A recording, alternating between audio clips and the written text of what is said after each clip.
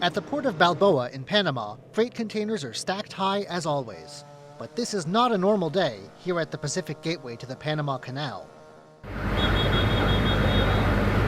The Hong Kong-based company CK Hutchison had run this port and the Atlantic terminal of the canal since the 1990s, and it had contracts to keep operating them into the 2040s.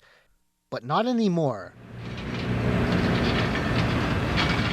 Panama's Supreme Court nullified the contracts in January, ruling that they gave the company privileges and tax exemptions contrary to the country's constitution.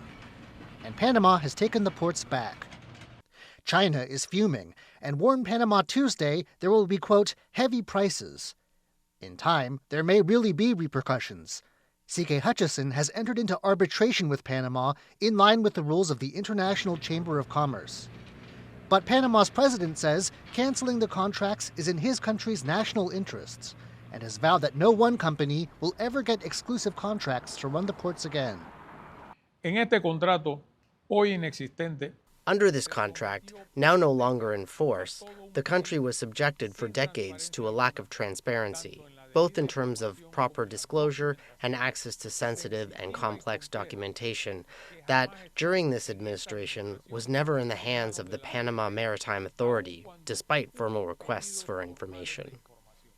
The move may be in Panama's interests, but it's the United States that will be the most pleased to see the port contracts taken from a Chinese firm. The U.S.-built canal is a tense point in the global U.S.-China rivalry. It carries around 5% of global sea commerce and some 40% of U.S. container traffic. When CK Hutchison planned to sell the ports to a group that included an American investment firm, China stepped in and shut the deal down. U.S. President Donald Trump has accused China of, quote, running the Panama Canal and threatens to take it back. Now, Panama has a big task on its hands, keeping everything running without CK Hutchison. The importance of the mission is to be able to maintain the operation of these ports in a safe manner and ensure they continue providing the services that Panama and its ports offer together.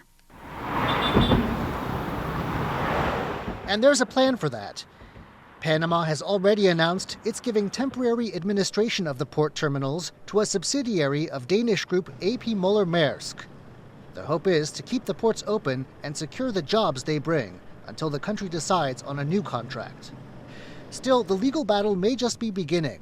CK Hutchison has threatened to sue the Danish subsidiary.